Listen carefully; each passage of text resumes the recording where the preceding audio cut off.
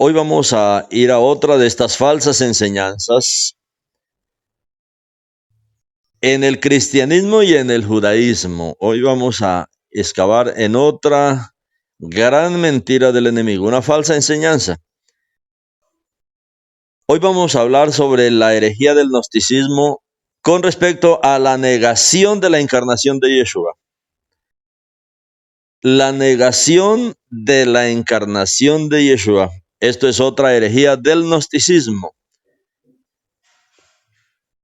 En el tema anterior que hablamos sobre el gnosticismo, hablamos como una enseñanza falsa de que hay muchas maneras de acercarse a Elohim. O sea, esas son las falsas enseñanzas que hay en el gnosticismo. Y ese fue el primer tema, donde convencen a sus seguidores con la mentira de que hay muchas maneras de acercarse al Creador, pero es porque rechazan la única manera que hay de acercarnos al Creador, y es por medio de Yeshua. Según el gnosticismo y según estas falsas enseñanzas, hay muchas maneras de acercarse a Elohim. Hay muchas fuentes espirituales, hay muchas fuentes de poder, hay muchas fuentes de bendiciones que se pueden obtener fuera del camino establecido por el Creador, que es Yeshua. Y ellos dicen, no, con la ayuda de el conocimiento secreto, descubriendo los secretos, descubriendo los misterios, podemos también descubrir cosas de Elohim. No, el Eterno estableció un camino. Sí, es que es demasiado sencillo lo que el Eterno ha establecido. Sin embargo, todas estas corrientes han complicado la búsqueda y el encuentro con nuestro Creador por todas estas enseñanzas del gnosticismo. Buscando códigos secretos, buscando claves secretas, buscando encontrarse algo que sea mágico para poder encontrarse con el Eterno. Ahora, para continuar con este tema, vamos a volver ahí a Primera de Yohanan, ya en el Brit Hadashah. Los estudiosos del gnosticismo, la gente que estudia el gnosticismo, hablan de esto y afirman que Primera de Yohanan, o sea, los mismos gnósticos afirman que Primera de Yohanan es el primer tratado conocido contra el gnosticismo. Los mismos gnósticos dicen eso, entonces nosotros necesitamos conocer cómo así. El primer tratado contra el gnosticismo fue lo que escribió el Eterno, lo que nos dio a través de Primera de Yohanan. Ya dijimos que gnóstico, esa palabra gnosis es la palabra que se refiere al conocimiento. Al conocimiento, pero es un conocimiento apartado del Mashiach. Y es importante recordar el contexto histórico en el que se difundió la enseñanza mesiánica. Para eso ubiquémonos ahí en el libro de Mashiach Shelhim.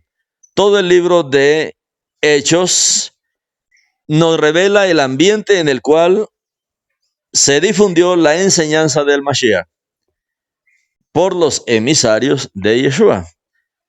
¿Cómo era el ambiente? ¿Cómo era la historia? ¿Cómo era ese periodo de la historia que se registra ahí en el libro de Hechos? Bueno, lo que vemos ahí es el Imperio Romano.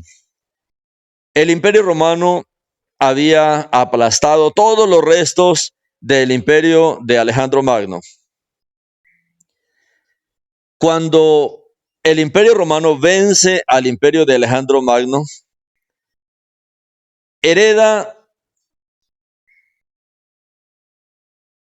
no solo la escuela de arte clásica griega, o sea, todo eso lo absorbe Roma,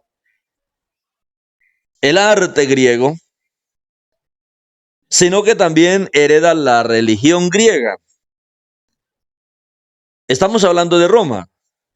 Roma vence al imperio griego, pero absorbe la crema del imperio griego. Si nosotros vemos hoy todo lo que hay en Roma, sus edificios, sus esculturas, su arte, su conocimiento, todo lo que tiene Roma es griego. A esto se le llama helenismo. No es netamente, o sea, todo lo que tiene Roma no es lo original de Roma, sino lo que absorbió del imperio griego.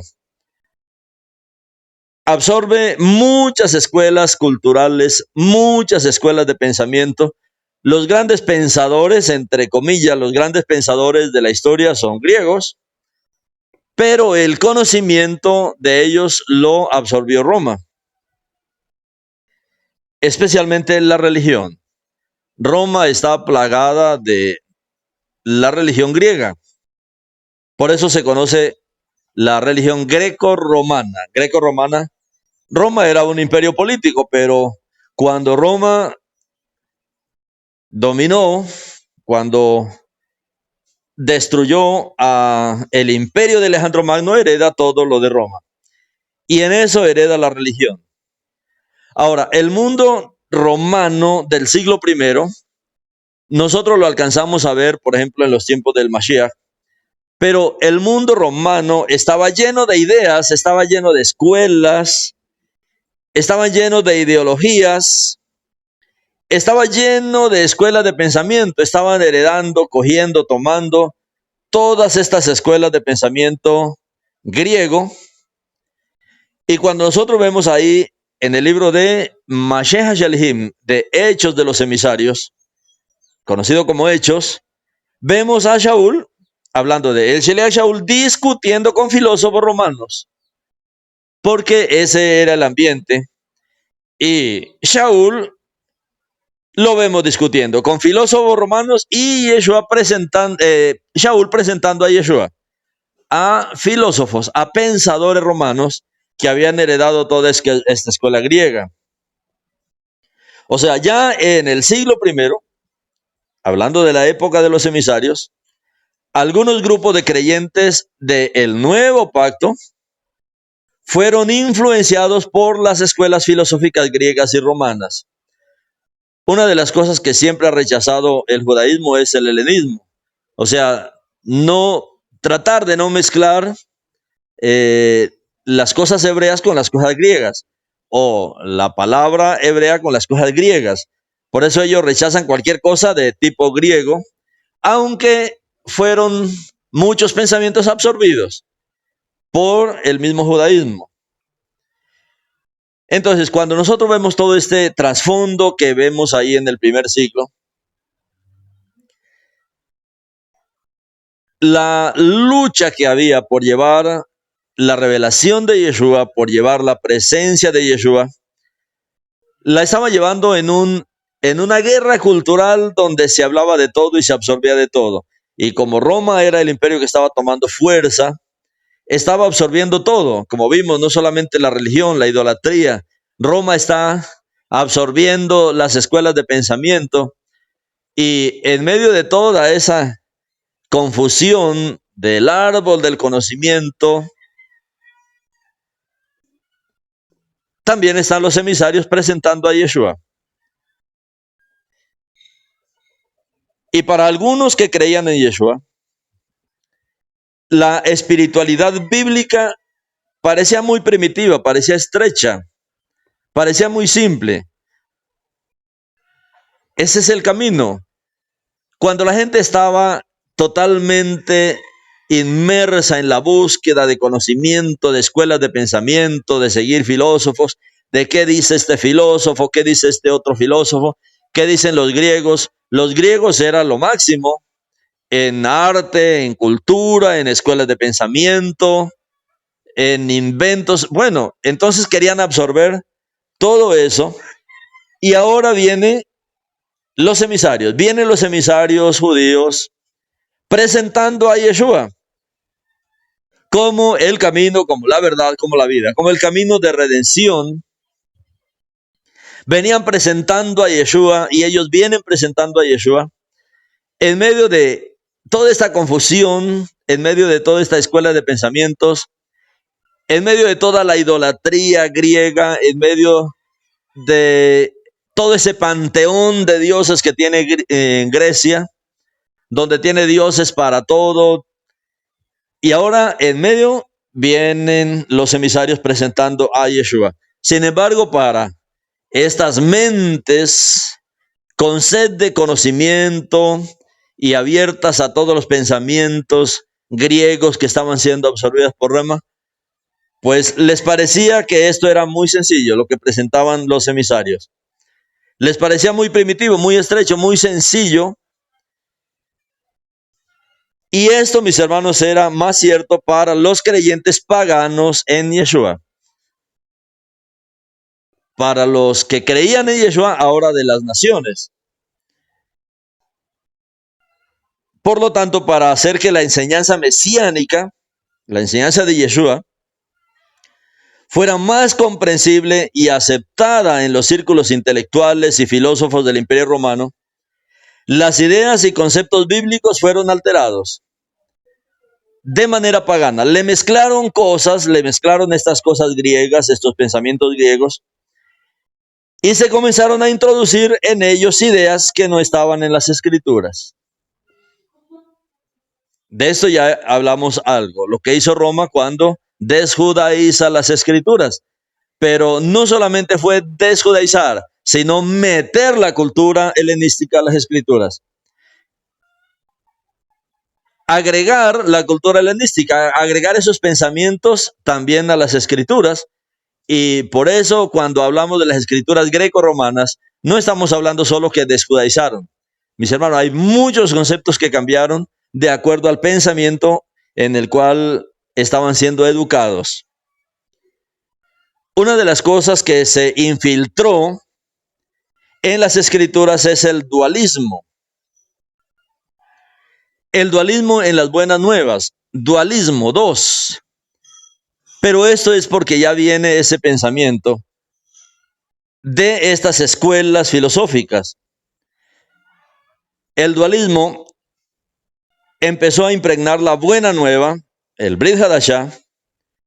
El autor del dualismo fue Platón. Platón, él vivió más de 500 años antes del Nuevo Pacto. Son pensadores griegos. 500 años antes del Nuevo Pacto. Pero, ¿cuáles eran las escuelas que ellos tenían? ¿Cuáles eran el pensamiento de ellos? Bueno, Platón, él fue el que sostuvo que hay un dualismo constante. Una incisión, una división entre el espíritu y la materia. Por ejemplo, algunas personas creen en el dualismo del bien y del mal. El creador y Hasatán. El bien, el mal, o sea, dualismo son estas dos cosas extremas en uno y otro lugar. Lo ven como dos conceptos equivalentes que tienen el mismo poder. Lo ven, estas escuelas, no digo que sea real, lo ven así. Pero esta es una idea completamente antibíblica. ¿Por qué? Porque Elohim, el creador, el todopoderoso, en estas escuelas de dualismo ponen al creador en un lado de la balanza y a Hasatán en el otro lado de la balanza, como seres iguales. El dualismo es algo que impregnó las Escrituras, pero es totalmente antibíblico. ¿Por qué? Porque Elohim, el creador, el todopoderoso, está por encima del mundo. Él es el creador, él es el principio de todo, y Hasatán nunca fue un creador, y que Yeshua lo reprenda. Nunca tuvo el mismo estatus, nunca tuvo la misma grandeza, nunca tuvo el mismo poder, nunca tuvo la misma naturaleza que el creador. Es solo una criatura rebelde, como muestra toda la Escritura. Él es insignificante y además está derrotado por Yeshua HaMashiach. Y nosotros debemos mantenernos firmes en esto. Hoy mucha gente lucha con el dualismo pensando que Hasatán tiene el mismo o incluso más poder que nuestro creador. Y este es un pensamiento que impregna el cristianismo de hoy, donde tienen a Hasatán como otro Dios, como dicen ellos, con un inmenso poder, invencible, Mis hermanos, y esto muestra que la cultura ha dañado nuestra emuná. ¿Cuál es el pensamiento correcto que nosotros debemos tener? Bueno, que Elohim, el Todopoderoso, Él es Elohim. Y Él es el único Elohim. Él es el único Elohim Ejab. Él está por encima del mundo. Él está por encima del mundo creado. Él gobierna el mundo creado. Él es el Todopoderoso. Él es el principio de todo. Y con relación a Hasatán, pues que él nunca, no lo podemos equiparar de ninguna manera, porque él nunca fue un creador, nunca ha creado nada. Nunca tuvo ni en el pasado el mismo estatus o grandeza. Él nunca tuvo el mismo poder, nunca tuvo la naturaleza que nuestro creador. Lo correcto es pensar eso, Hasatán es solo una criatura rebelde. Y él es insignificante. Y lo que nos dice el Brit Hadashah es que está derrotado, que Yeshua lo derrotó, que Yeshua lo venció por medio de su muerte. Ahora, nosotros debemos mantenernos firmes en este pensamiento y liberarnos del viejo pensamiento, de creer que Hasatán es tan poderoso. No, no es así. Pero eso, mis hermanos, ha dañado la mentalidad. Eso ha dañado la mentalidad de muchos creyentes. Ahora, Platón que él fue el que creó el dualismo, como ese equilibrio, pero él también habló del creador y habló de Hasatán, poniéndolo en el mismo nivel. Y eso, mis hermanos, es lo que traspasaron a la Iglesia Católica, y la Iglesia Católica pasó al cristianismo con esa idea. Platón es el que dice que existe un mundo ideal. O sea, un mundo de ideas, un mundo de conceptos puros, un mundo espiritual. Y que ese mundo ideal, ese mundo de conceptos, ese mundo espiritual, a ese mundo algún día debemos venir. Ese mundo espiritual ideal del que habla Platón estaba asociado con el bien supremo. Y el mundo físico, con el mal, con la carne, lo impuro y lo sensual, se oponía completamente al mundo superior. Estos son los pensamientos de Platón. ¿A dónde ha llevado esto? Las ideas de Platón influyeron tanto en el pensamiento de la gente que incluso el judaísmo moderno lo adoptó. Así como lo adoptó el catolicismo, el cristianismo, también lo adoptó el judaísmo. El judaísmo moderno, el judaísmo de hoy, adoptó este pensamiento, especialmente gracias a Maimónides. Digo gracias entre comillas. ¿Por qué? Porque Maimónides amaba la filosofía y él estaba muy familiarizado con las obras de Platón. Maimónides. Tal vez usted ha oído de los famosos 13 principios o los 13 postulados del judaísmo. Bueno, estos fueron escritos bajo la profunda influencia de las ideas de Platón. Esos 13 pensamientos no son de la Torá. No son 100% de la Torá. Son una mezcla y están influenciados por la idea de Platón. Ideas filosóficas. Aunque ellos dicen, no queremos nada con el helenismo. Bueno, los 13 principios, los 13 postulados del judaísmo, los 13 postulados de la fe hebrea. Ellos han creado 13 postulados, 13 principios. Creemos en esto, creemos en esto. Todo, mis hermanos, influenciado por estas ideas de Platón. Y de este modo de pensamiento surgen algunas ramas del gnosticismo. Y este punto de vista llegó a la gente a decir, no puede ser que Elohim haya nacido en un cuerpo. Están hablando de un mundo ideal y de un mundo físico caído. Y los gnósticos comenzaron a enseñar que no puede ser que Elohim haya nacido en un cuerpo.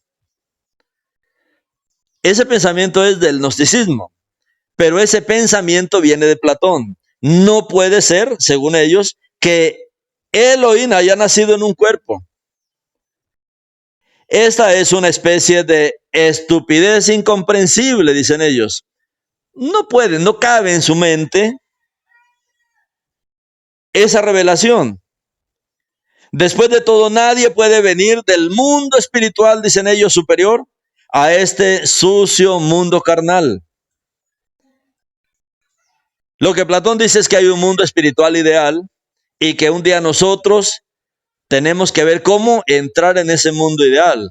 Pero que alguien del mundo ideal de ellos venga a este mundo, no podía, no cabía esto en el pensamiento de ellos. Si vivimos en un mundo físico perfecto y hay otro mundo, de alguna manera debemos entrar en él, era lo que decía él. Y aquí mis hermanos, diferentes grupos gnósticos dieron diferentes respuestas sobre cómo. ¿Cómo? Es importante comprender que el gnosticismo no era una doctrina única y formada. Allí aparecieron los maestros con sus ideas y reclutaron un grupo en el que influyeron. Con el tiempo esto desapareció o los maestros de la comunidad de Elohim de Israel tuvieron que dar una respuesta bíblica a esa herejía. ¿Cómo es que en todas esas escuelas de pensamiento hablaban de esto? Que no, es imposible. Es imposible que alguien del mundo ideal que ellos tenían, alguien pudiera venir a este mundo caído. Eso fue algo que circuló en todos los medios al comienzo de esta era. Y aquí viene ahora la revelación de nuestro Padre en medio de toda esta confusión.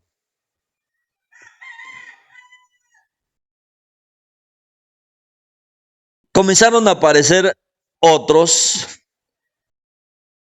con una doctrina que hoy se conoce como el docetismo, o sea, la encarnación aparente de Yeshua.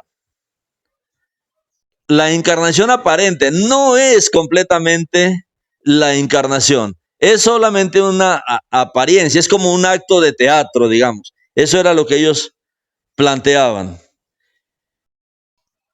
El docetismo es eso, es una encarnación aparente. Bueno, vamos a aceptar algo, pero no completamente, no es 100%, no. Es una apariencia, es como una obra de teatro que se ha hecho nomás con relación a la aparente encarnación de Yeshua. Y de esto se pegó Maimónides, pero esto es otra falsa enseñanza.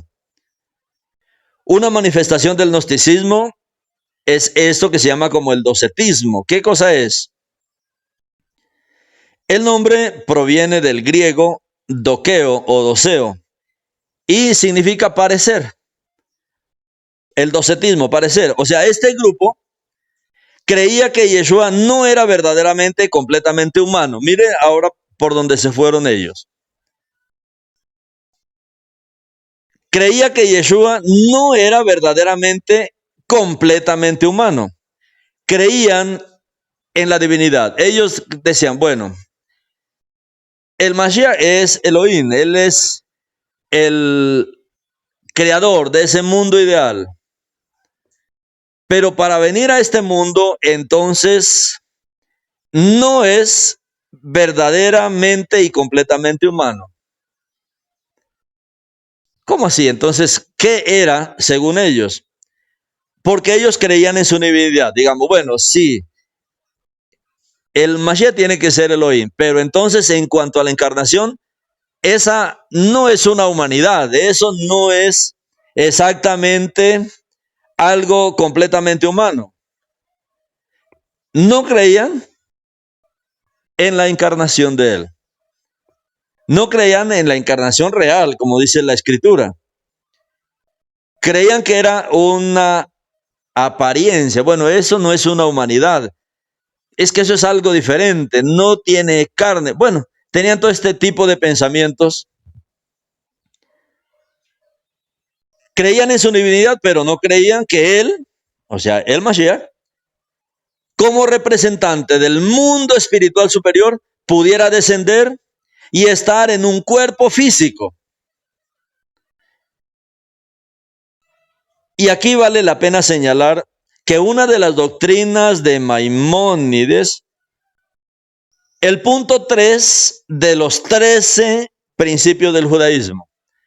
El punto número 3, cuando nosotros conocemos estas doctrinas del gnosticismo, vamos a ver que ellos tomaron ese pensamiento y ahora lo convirtieron en un principio del judaísmo.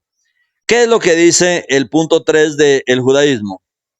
Dice, creo con total fe o creo con completa fe que el Creador, cuyo nombre es bendito, es incorpóreo y las propiedades de la materia no se aplican a él y no tiene imagen alguna. Eso cree el judaísmo y esto lo repiten ellos muchas veces. Pero si es que esto es gnosticismo, esto era lo que pensaban los gnósticos. Y como les digo, Maimónides, él estaba muy influenciado por estos pensamientos de Platón. Y aquí vemos un principio de fe basado en la filosofía, basado en la filosofía de Platón. Ellos, los gnósticos, eran los que luchaban con todo esto.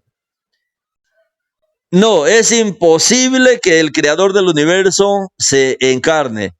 Eso era el gnóstico, el gnosticismo. Y eso fue lo que quedó plasmado en los pensamientos de los principios de la fe en el judaísmo. Creo con total fe en el creador. Bueno, eso era lo que pensaba el gnosticismo. Sí, creemos en el creador, creemos en su divinidad, creemos que él es el representante superior del mundo ideal, superior, espiritual.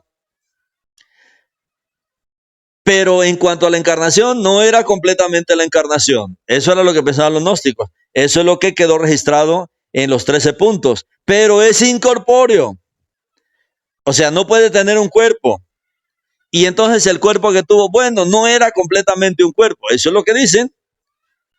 Y las propiedades de la materia, entonces no se aplican a él. No podía tomar materia y no tiene imagen alguna. Pero cuando nosotros conocemos la Escritura, esta doctrina, mis hermanos, estaba dirigida contra la revelación de la encarnación del Salvador en un cuerpo. Y apareció esto, mis hermanos, en la Alta Edad Media. Y en el judaísmo, gracias a Maimónides. O sea que trajo esto hacia adentro del judaísmo. Y hoy se repite, hoy lo repiten continuamente. Afirma que Elohim no tiene imagen, según este pensamiento.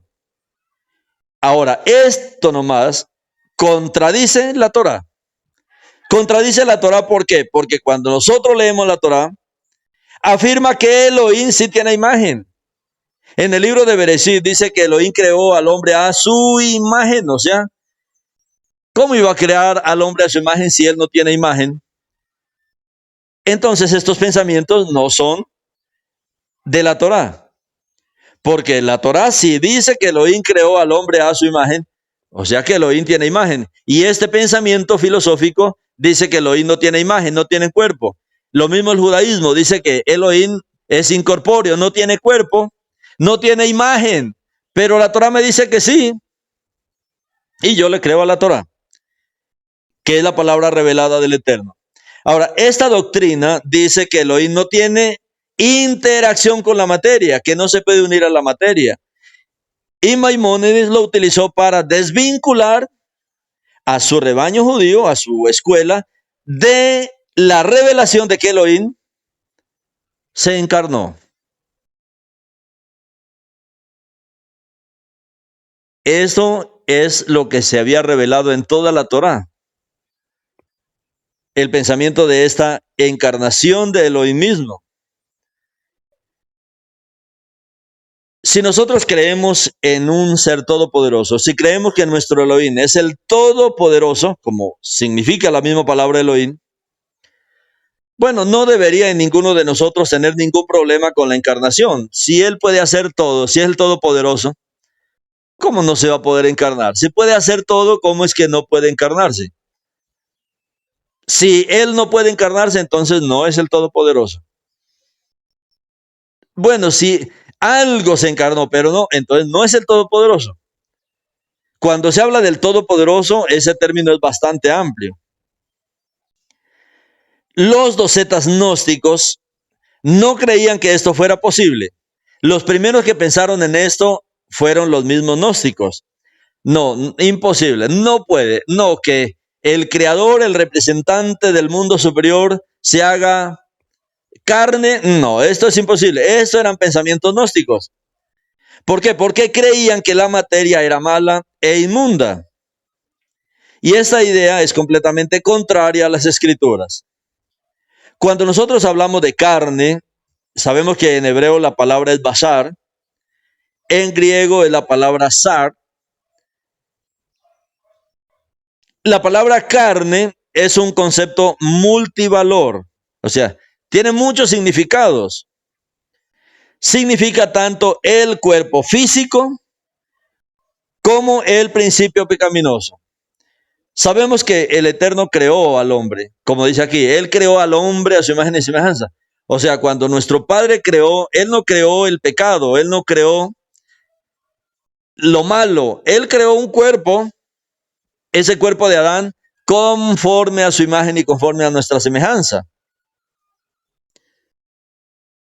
Cada uno de nosotros, hay veces también ponemos por encima el pecado que nuestra imagen con respecto al Creador. Le ponemos tanta atención al pecado que nos olvidamos que nosotros fuimos creados por Él. Que nuestro cuerpo y todo lo que nosotros somos como seres tan perfectos, tenemos un origen en nuestro mismo Creador. Sí, el pecado entró después y afectó nuestro ser, pero el pecado es algo que se añadió. Pero, ¿por qué nuestro Padre tiene un plan de redención? Porque Él valora esto que hizo con nosotros, esta creación. Él valora a cada ser humano. Cada ser humano. Shaul, por ejemplo, dice que el mismo Elohim de paz, el mismo Elohim de Shalom, os santifique por completo. Y todo vuestro ser, espíritu, alma y cuerpo. Todo vuestro ser, espíritu, alma y cuerpo sean preservados, sean santificados completamente sin mancha para la venida, para que habite nuestro Yeshua HaMashiach en él. O sea, hay veces nosotros desechamos nuestro cuerpo como si esto no sirviera para nada. No, es que he sido tan pecaminoso. Sí, claro, hubo una mancha terrible, hubo un problema terrible con cada uno de nosotros. Pero hay una obra redentora y el Eterno nos muestra que nuestro cuerpo, todo nuestro ser es importante para Él. Todo vuestro ser, vuestro Ruach, vuestro espíritu, vuestra alma y vuestro cuerpo. Aún como dice Shaul, ¿no saben que vuestro cuerpo es templo del Ruach? El templo del Ruach, el cuerpo. Así como un día el pecado habitaba nuestro cuerpo, bueno, Yeshua también, a través de su Ruach, viene a habitar nuestro cuerpo. No está hablando del alma o del Ruach, el cuerpo, este caparazón, del cual está vestida nuestra alma y nuestro Ruach, en el cuerpo habita el Ruach del Mashiach. Claro, él necesita moverse, expresarse, él necesita de todos mis sentidos. ¿Cómo está diciendo aquí Shaul? Que el mismo Elohim de Shalom os santifique por completo, os limpie, os purifique, os santifique, nos haga una habitación por completo. Y todo vuestro Ruach, el alma y el cuerpo sean preservados. Que Él preserve y que Él salve y que Él complete su obra en todo nuestro ser. Que todo nuestro ser sea preservado completamente sin mancha. La mancha sea quitada para la venida de nuestro Yeshua HaMashiach, de nuestro Elohim. Todo nuestro cuerpo es para que Él venga a habitar en nosotros. Todo nuestro ser es para que Él habite en nosotros. Ahora, eso, mis hermanos, es el pensamiento de la Escritura, lo importante que es el cuerpo. Pero en el pensamiento gnóstico, ellos creen que todo es algo malo. Todo el cuerpo es algo malo, es algo terrible. Y prácticamente desechan esto que nuestro Padre dice que Él valora. La redención es por todo nuestro cuerpo. La redención no es solamente por una parte. La redención no es solamente para la eternidad. La redención es ahora en nuestras vidas. Si el cuerpo carnal es malo, como cree el gnosticismo, completamente malo,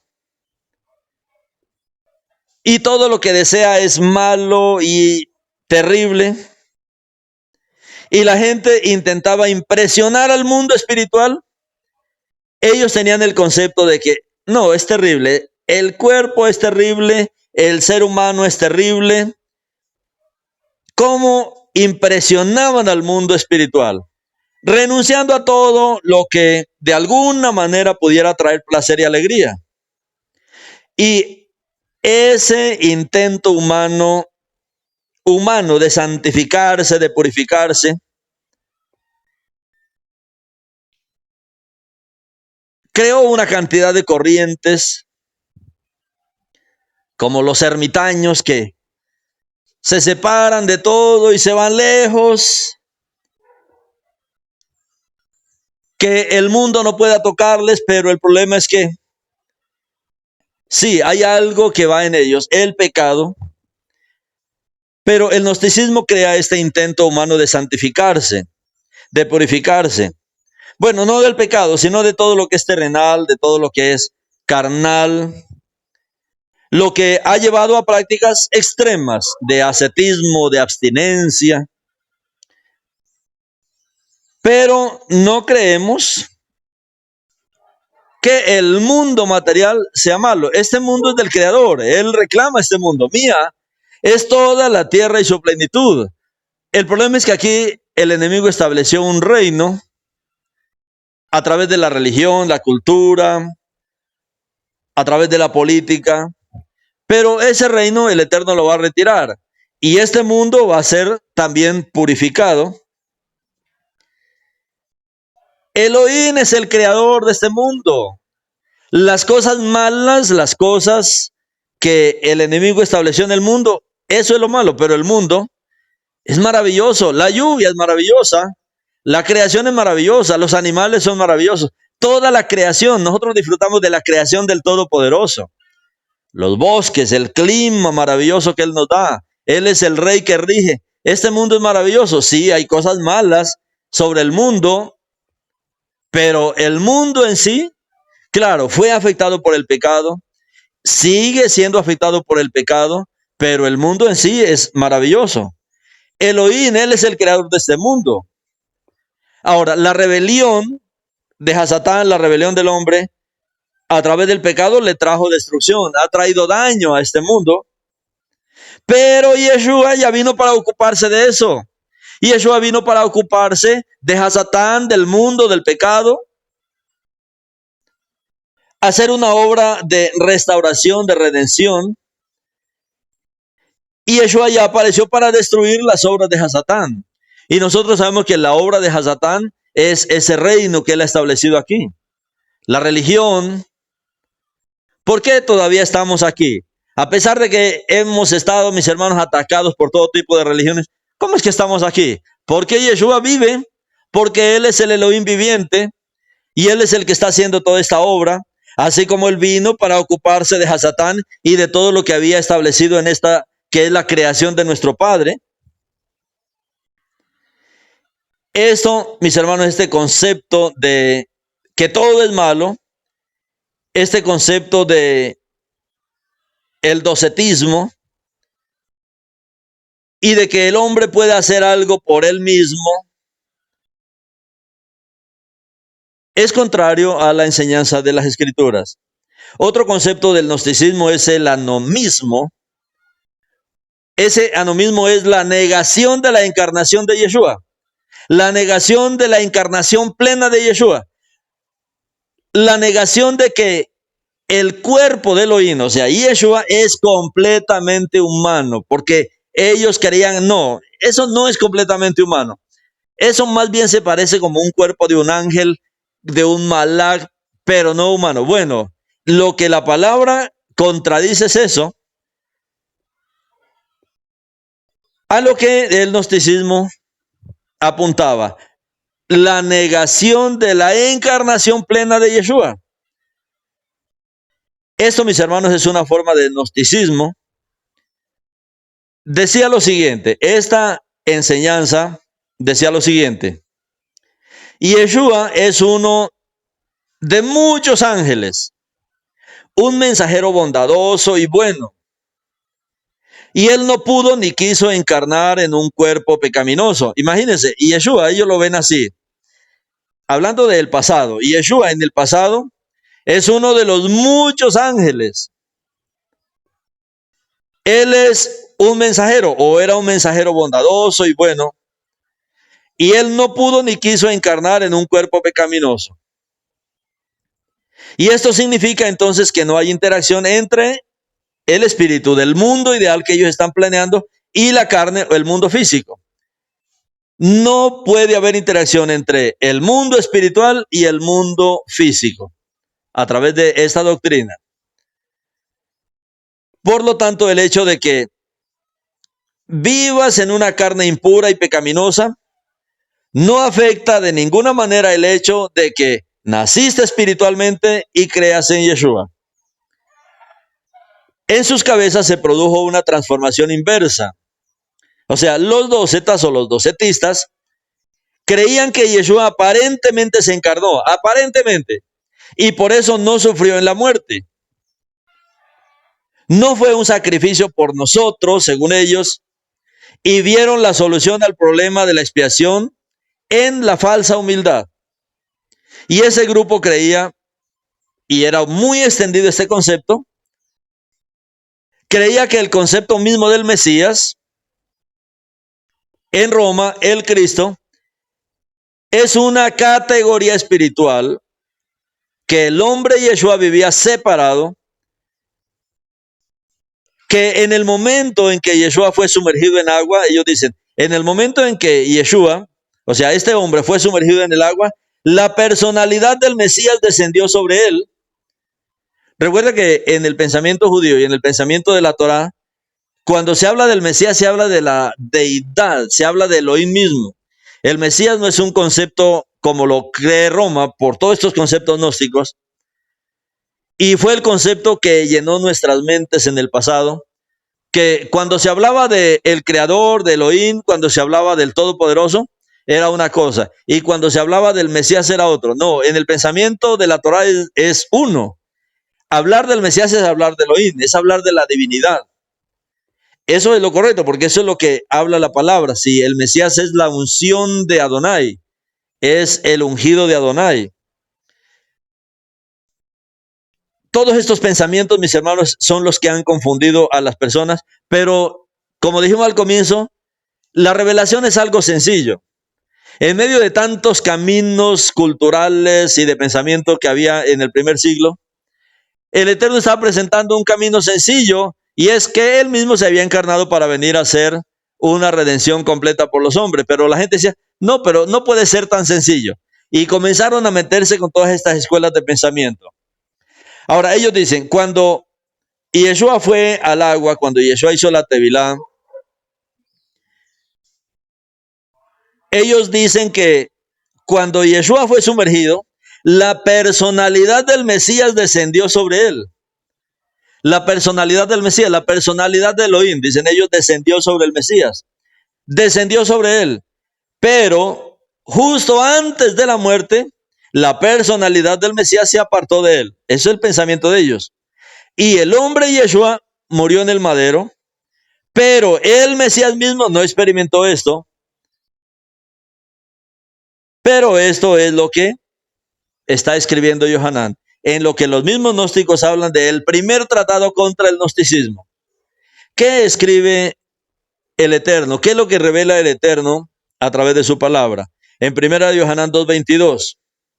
¿Quién es el mentiroso? Pregunta a nuestro Padre, ¿quién es el mentiroso? Sino el que niega que Yeshua es el Mashiach. Yeshua es el Mashiach, Yeshua es Elohim mismo, Yeshua es el ungido de Elohim, el portador de Elohim. ¿Quién es el mentiroso sino el que niega que Yeshua es el Mashiach? El que niega que Yeshua es el Mashiach es el anti-Mashiach, es el anticristo y está negando al Padre, es decir, al Hijo. El Padre encarnado es el Hijo, es el Mashiach. ¿Quién es el mentiroso sino el que niega que Yeshua es el Mashiach? ¿Cuántos niegan hoy que Él es el Mashiach? Muchos niegan que Él es el Mashiach. Están todavía influenciados por todos estos pensamientos filosóficos que impregnaron el judaísmo también, así como impregnaron el cristianismo. Por eso es que el Eterno nos dice a nosotros, la salvación es, ustedes sean edificados sobre el fundamento del Yosheliahim, sean edificados sobre el fundamento de los apóstoles de Yeshua, o sea, sobre las enseñanzas del Brit Hadashah, sobre las enseñanzas de los profetas, o sea, todo el Tanaj, la Torah, el Tanaj, los escritos, siendo la principal piedra del ángulo Yeshua HaMashiach. Este título nosotros debemos decirlo con más frecuencia, Yeshua HaMashiach mismo, porque es contra él. Yeshua es el Mashiach. ¿Y quién es el mentiroso? ¿Sobre quién hoy opera el espíritu de mentira? Sobre todos los que niegan que Yeshua es el Mashiach. Sobre todos los que niegan que Yeshua sea Elohim encarnado. Porque el Mashiach es eso. Es Elohim encarnado.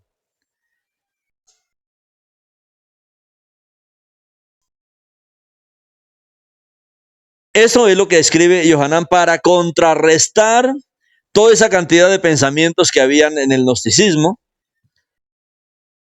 Y él lo dice de esa manera. ¿Quién es el mentiroso sino el que niega que Yeshua es el Mashiach? Cualquier persona que niegue que Yeshua es el Mashiach, cualquier persona que niegue que Yeshua es Elohim, es un mentiroso.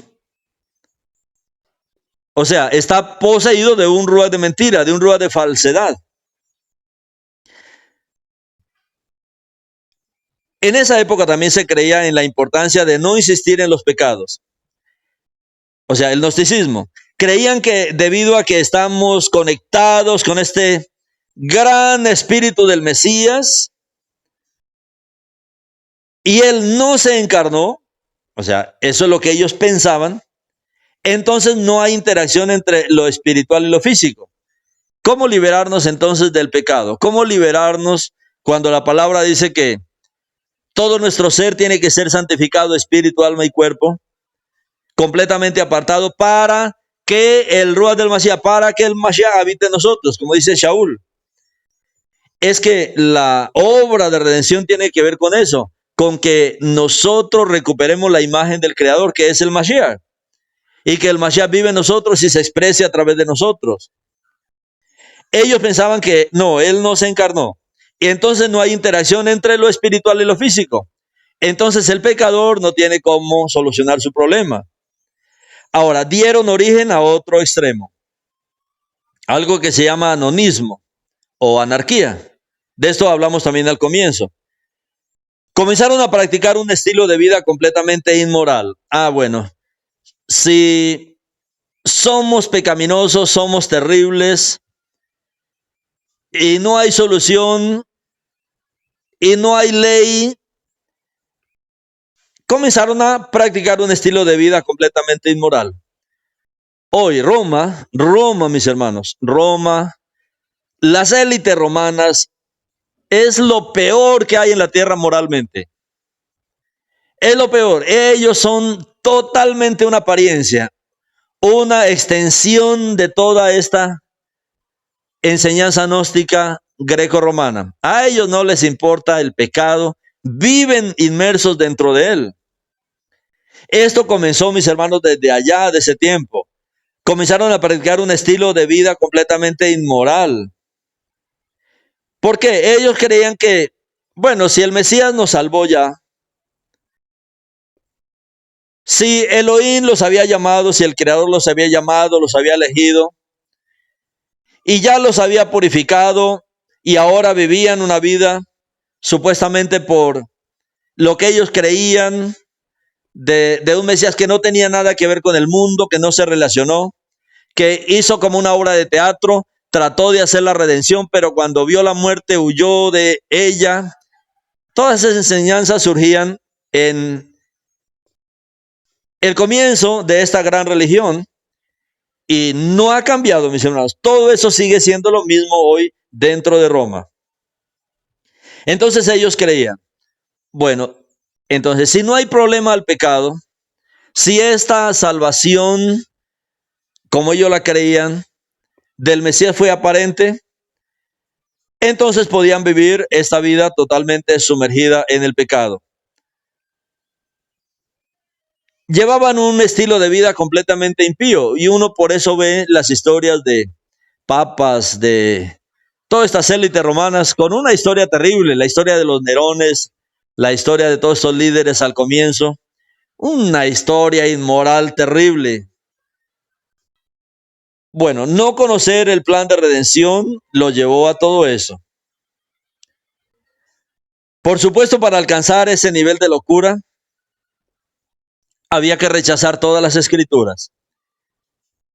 Y es lo que ellos comenzaron a enseñar. Ya el Mesías vino y ya nos liberó de la ley, nos liberó de la Torá. Ya no hay que vivir la Torá. Esto, mis hermanos, lo llevó al punto inmoral en el que hoy viven. En ese tiempo aparecieron maestros como Marción que enseñaban que el Dios del Antiguo Testamento, como lo enseñaba Roma, es un Dios malo y que el del Nuevo Testamento, el del Nuevo Pacto, era diferente. Todas estas enseñanzas surgieron fue ahí. Incluso hoy, en la mayoría de las iglesias se escucha esto, donde hablan, bueno, el Antiguo Testamento trata sobre la ira, sobre la condenación, sobre juicios.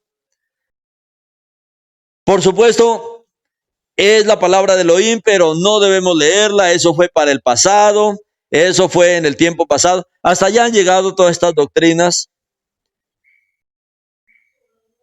anárquicas y gnósticas. Y por último le dicen a la gente, no tenemos que leer, eso era antiguo, eso ya no hay que perder tiempo. Incluso hoy hay algunas iglesias evangélicas que creen que no se necesitan ni siquiera ya los evangelios, como ellos le llaman, o sea, la Besorá. Ya no se necesita, porque eso también era en la era del Antiguo Testamento. Ahora lo único que necesitamos es leer las epístolas de Shaul. Mis hermanos, es tanta cosa que ha surgido a través de la historia. Pero bendito el Eterno porque Él nos está trayendo esta luz. Ahora, ¿cuál fue la respuesta radical de los emisarios de Yeshua a todo esto? ¿Cuál fue la respuesta radical? Y es en esa respuesta que todos nosotros debemos centrar la atención. Cuando vemos los escritos de Yohanan, los escritos de Primera de Yohanan 2:22, él responde a todas estas herejías. Por eso en el gnosticismo se conoce como el tratado, el primer tratado contra el gnosticismo. Y mire lo fuerte que es el Eterno a través de estos escritos. En Primera de Yohanan 2:22. ¿Quién es el mentiroso?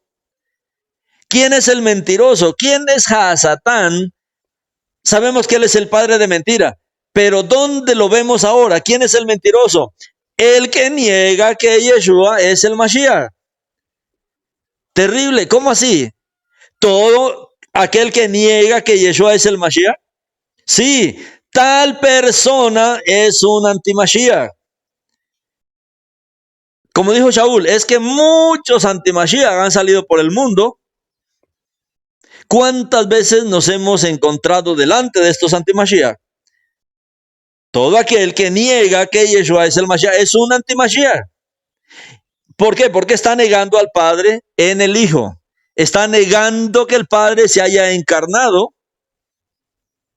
¿Quién es el mentiroso? Sino el que niega que Yeshua es el Mashiach. Este es el anti-Mashiach, este es el anticristo que rechaza al Padre en el Hijo. Recuerdan que eso fue algo que Yeshua mismo enseñó. Cuando Filipo le pregunta, Yeshua, muéstranos al Padre y nos basta. ¿Qué le dijo Yeshua? A ver, Filipos, ¿tanto tiempo hace que estoy con vosotros y no me has conocido? El que me ha visto a mí, ha visto al Padre. ¿Cómo dices, muéstranos al Padre? ¿No sabes que el Padre está en mí, que yo estoy en el Padre? Y nadie viene al Padre sino por mí. Porque Yeshua es la presencia de Elohim, Él es la Shejinah de Elohim. Él es la imagen visible de Elohim. El que rechaza esto, que dice aquí Yohanan, este es el antimashiach, el que rechaza al Padre en el Hijo. Y el escritor de estas epístolas se llama como el gran apóstol del amor. La mayoría de las personas lo conocen como el Sheliach del amor. Sí, él era un hombre muy anciano y había pasado por todo tipo de lecciones. Un hombre que hablaba con mucha mansedumbre, pero por el otro lado, muy fuerte. ¿Cómo se atreve a decir esto? Tiene que hacerlo alguien de mucha autoridad. Que le diga eso, el que no confiesa que Yeshua HaMashiach ha venido en carne, ese es el anti-Mashiach. Fue sorprendente cuando Kefa, cuando Yeshua estaba comentando que era necesario ir a Jerusalén, padecer mucho, sufrir, ser muerto, resucitar, y Kefa, no, ni tal cosa te acontezca. Y Yeshua se acerca y le dice, apártate de mí, Hasatán. Eso fue algo tremendo. Imaginen lo que está diciendo Yohanan, es en el mismo nivel de exhortación de lo peligroso que es tener comunión con ese tipo de personas que no creen y que no confiesan lo que es la verdad. Ahora, cuando vemos primera de Yohanan 4, 1 al 3, dice, amados, no crean a todo Ruach, no crean a todo Ruach, por el contrario, prueben los Rujot para ver si son de Adonai, porque muchos falsos profetas han salido por el mundo. Ahora, así es como reconocen al Ruach de Adonai. Aquí nos orienta. Todo Ruach que reconozca que Yeshua HaMashiach vino en carne como un hombre verdadero es de Adonai.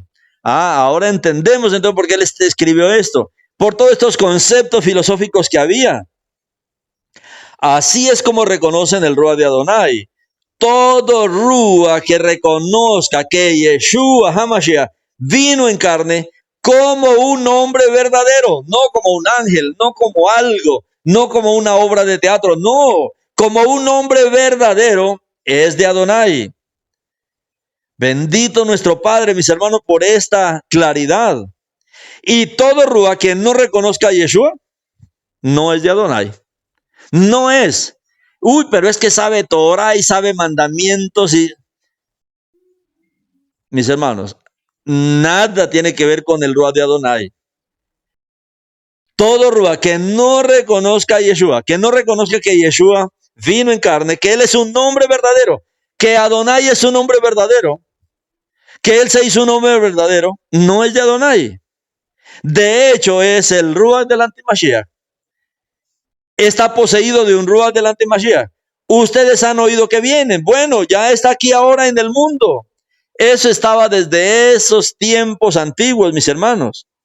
Ahora, estos versos están escritos específicamente contra estas falsas enseñanzas, que estaban muy extendidas en ese momento, especialmente entre la audiencia romana helenística, donde la gente en cierta etapa comenzó a romper con sus raíces judías. Y él llama a esos maestros no solo falsos maestros, sino anticristos, anti-Mashiach, oponentes del Mesías Yeshua, del Elohim encarnado, como él dice, como un verdadero hombre, como un hombre verdadero. Quiero enfatizar que las enseñanzas de los emisarios condenan, mis hermanos, estas falsas enseñanzas con bastante dureza. Hoy en tiempos de tolerancia, porque es la palabra que maneja todo el mundo, los líderes, claro, muchos de los que me escriben dicen, es que usted no es tolerante, no es tolerante. Bueno, esa es la palabra hoy día. Pero es que no podemos ser tolerantes con la mentira.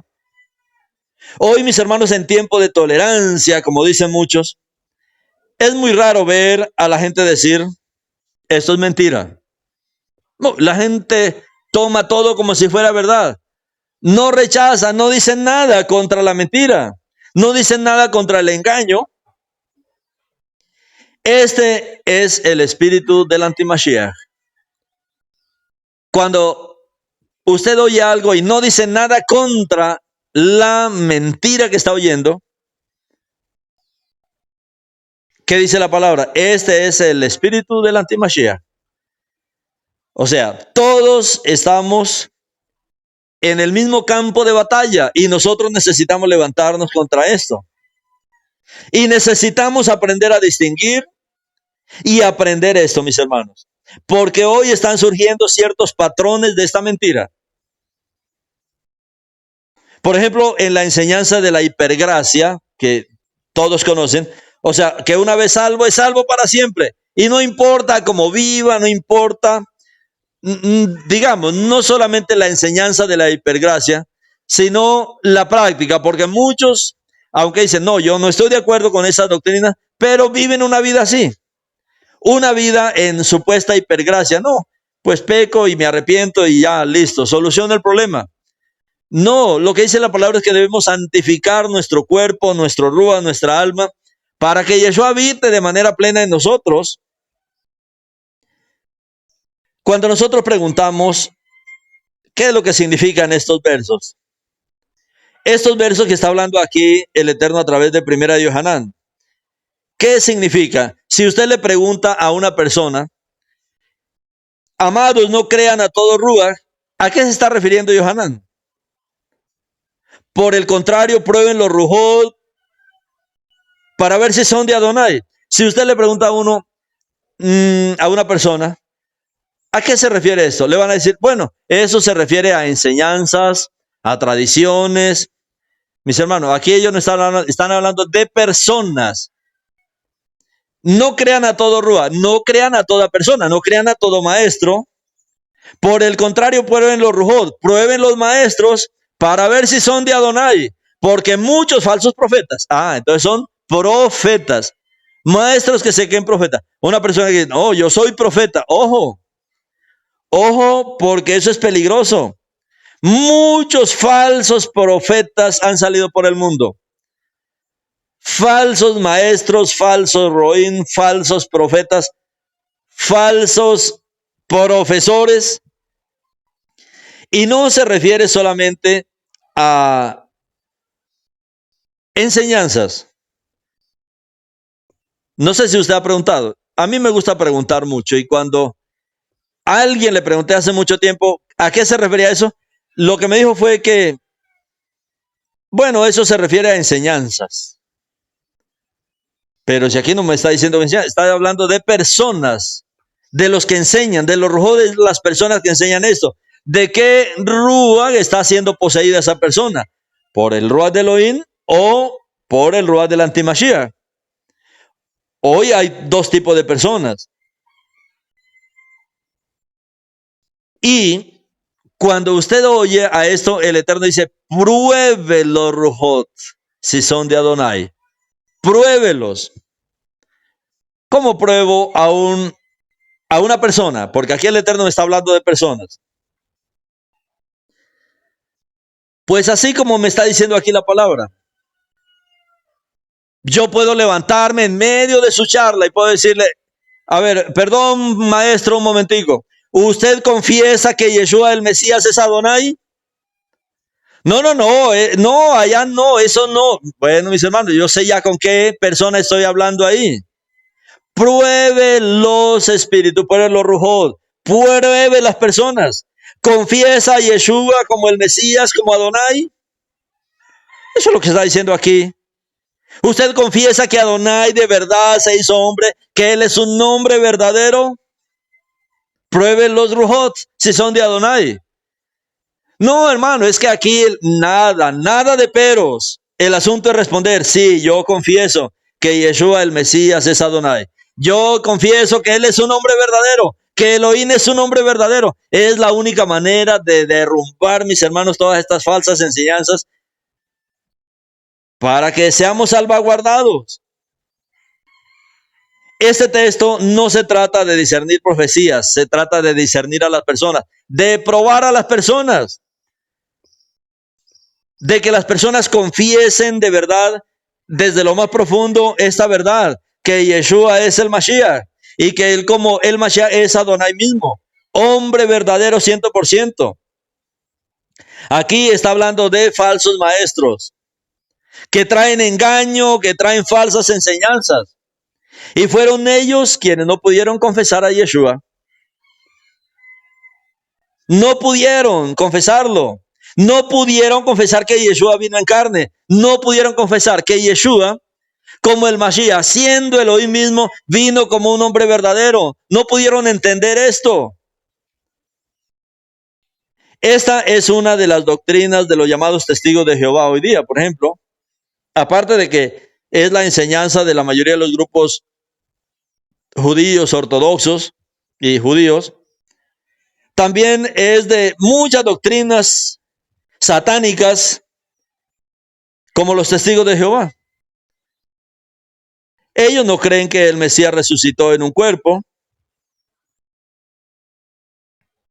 Dice que no, Él resucitó, pero como en un estado gaseoso, una cosa rara ahí. Él es un hombre verdadero, nuestro Elohim, se hizo un hombre verdadero, murió como un hombre verdadero, resucitó como un hombre verdadero, ascendió como un hombre verdadero, como un Yehudí, se sentó en el trono como un hombre verdadero, y desde ahí Él rige y regresará como un hombre verdadero, y reinará en el reino como un hombre verdadero, siendo Elohim. Esto es lo que dice la palabra. ¿Por qué es importante hablar de la encarnación de Yeshua? ¿Cómo es que en medio de todo este mundo de enseñanzas falsas, el Eterno nos trae una palabra tan sanadora? ¿Por qué es importante la encarnación de Yeshua? ¿Por qué es importante entender esto, mis hermanos, de una manera contundente? Alguien puede tal vez preguntar, ¿qué diferencia hay que Yeshua como persona en realidad fue colocado por el Ruach Elohim en el vientre de Miriam y recibió una naturaleza humana sin pecado, o que el Mesías simplemente descendió sobre él, como dicen estos herejes? Mucha gente no discierne, dice, bueno, ¿y qué diferencia hay entre una cosa y otra? De esto depende su vida, de esto depende su eternidad. La diferencia, mis hermanos, entre saber que Yeshua a medias se encarnó, como dicen los gnósticos, o los que no creen en la encarnación de Yeshua, y creer en la encarnación, como dice la palabra, la diferencia, mis hermanos, es enorme. ¿Por qué el Eterno enfatiza tanto esto aquí en esta carta, si esta carta se conoce como el primer tratado contra el gnosticismo? ¿Por qué Shaul dice lo mismo en Romanos 1:3, por ejemplo? ¿Por qué Yeshua tuvo que venir a esta tierra en carne? ¿Por qué Elohim tuvo que venir a esta tierra en carne? Vivir desde el nacimiento hasta la muerte ahí en el madero. Vivir todo lo que nosotros vivimos, a excepción del pecado, lógicamente, que no estaba en su cuerpo.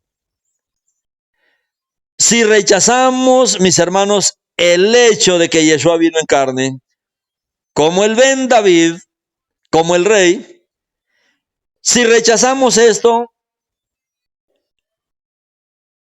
entonces estamos rechazando que Él no es el rey de Israel. Si rechazamos la encarnación, entonces no lo estamos reconociendo como el rey de Israel. No lo estamos reconociendo como el rey de Judá. No lo estamos reconociendo como el rey del reino.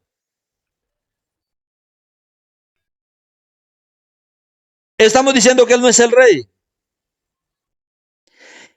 Si no creemos que Él se encarnó, entonces Estamos rechazando el hecho de que Él vino a efectuar la redención. Si Elohim no es el hombre verdadero, si Él no se hace un hombre verdadero, entonces nuestra redención estaría en fuego. Mi salvación estaría en fuego, mi eternidad estaría en fuego. Él tuvo que hacer las cosas al 100% para poder condenar al pecado en la carne, como dice Romanos 8:3.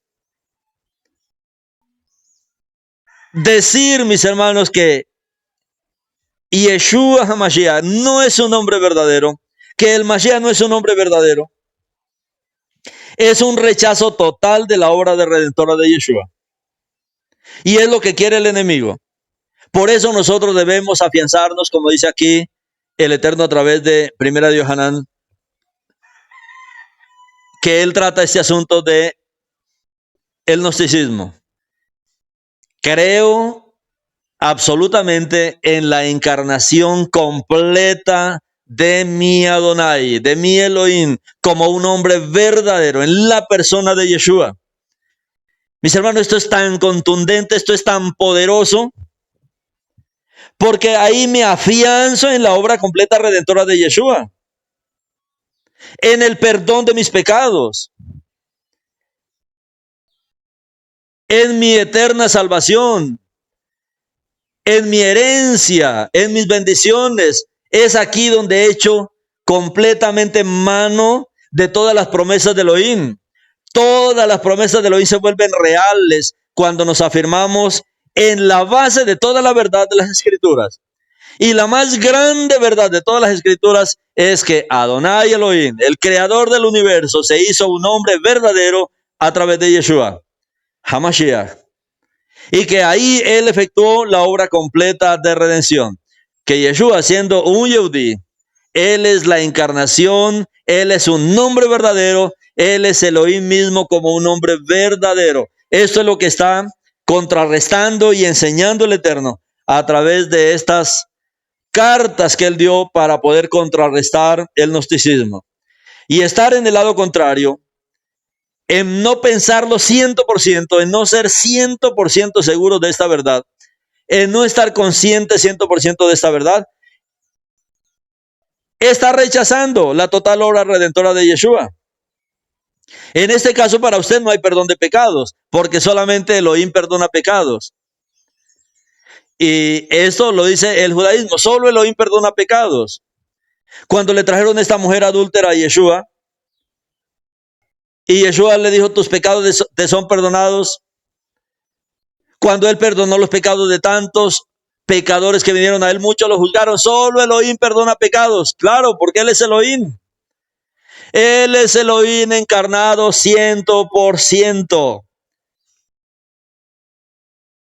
Y Yeshua, mis hermanos, no fue solo una apariencia. Y Yeshua, como dice aquí nuestro Padre, y en esto nosotros tenemos que afianzarnos completamente. Todo Rúa que reconozca que Yeshua HaMashiach vino en carne como un hombre verdadero es de Adonai. Oh, nuestro Rey, nuestro Padre, te bendecimos por esta obra magnífica, esta obra maravillosa, por tu encarnación. Somos, Padre, los que estamos basados, centrados, Padre, toda nuestra vida. Todo nuestro Rúa, nuestra alma, nuestro cuerpo, nuestro Padre, es para ti. Confesamos, nuestro Padre, que Yeshua HaMashiach vino en carne como un hombre verdadero, que tú, Padre, viniste como un hombre verdadero, que Yeshua es el ungido, el portador de la presencia de Elohim, de la Shejinah de Elohim, y como un hombre verdadero vino a hacer una obra magnífica por nosotros, y que como un hombre se enfrentó a Hasatán, y que como un hombre lo venció, como un hombre lo derrotó. Hasatán, tú derrotaste a Adán, pero no pudiste derrotar a Yeshua. Y Yeshua te derrotó como un hombre verdadero. Y que Yeshua, este hombre verdadero, te reprenda y reprenda todas sus falsas enseñanzas en el cristianismo y en el judaísmo. En el nombre de Yeshua HaMashiach. Amén.